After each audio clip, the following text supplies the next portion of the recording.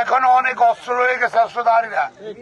পাশাপাশি লক্ষ্মীপুর থেকে অনেক অস্ত্রধারী এখানে আসে, সন্ত্রাসী আসে, চাঁদাবাজি করতে আসে, ডাকাতি করতে আসে।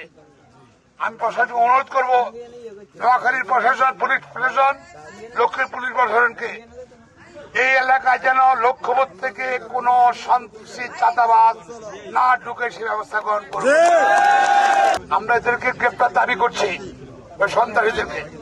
গতকাল এই এলাকার মধ্যে ডাকাতি হয়েছে, লক্ষ্যবোধ থেকে সন্ত্রাসীরা এসে লক্ষ্যের প্রশাসনকে সেখানকার সন্ত্রাসী যেন না ঢুকতে পারে, চাঁদাবাজ না ঢুকতে পারে।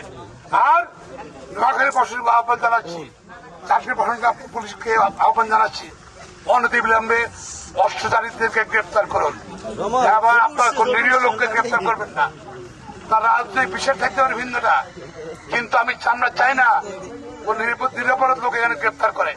প্রকৃত অস্ত্রধারী যারা সন্ত্রাসী তাদের গ্রেপ্তার করবেন আপনারা, আশা করি।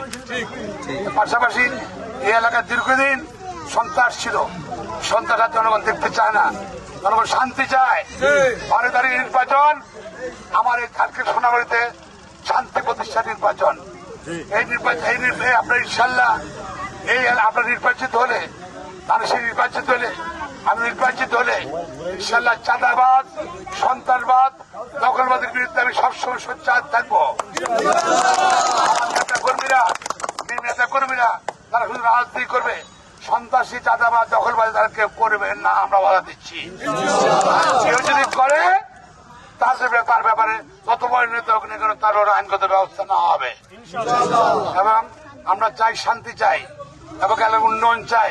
আমার নিজস্ব পরিকল্পনা আছে, চাটখেল নিয়ে, সোনামুড়ি নিয়ে সালে নির্বাচনে এলাকার উন্নয়নে অনেক সমস্যা আছে, সেই সমস্যাগুলো আমি দেখবো ইনশাআল্লাহ।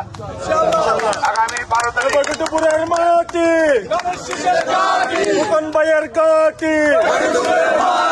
বেগম খালেদা জিয়া প্রতিষ্ঠার জন্য ধীরে ধীরে তার দুঃখে দুঃখে তার জীবন দিয়েছে। এই গণতন্ত্র প্রতিষ্ঠা করতে হবে ইনশাল্লাহ। চাকরির সোনামুড়িতে বিএনপি জিতলে, ধানেশীষ জিতলে, সারা বাংলাদেশে সংখ্যাগরিষ্ঠ আসলে বিএনপি জিতলে ইনশাল্লাহ তারেক রহমানই বাংলাদেশের পরবর্তী প্রধানমন্ত্রী হবে ইনশাল্লাহ।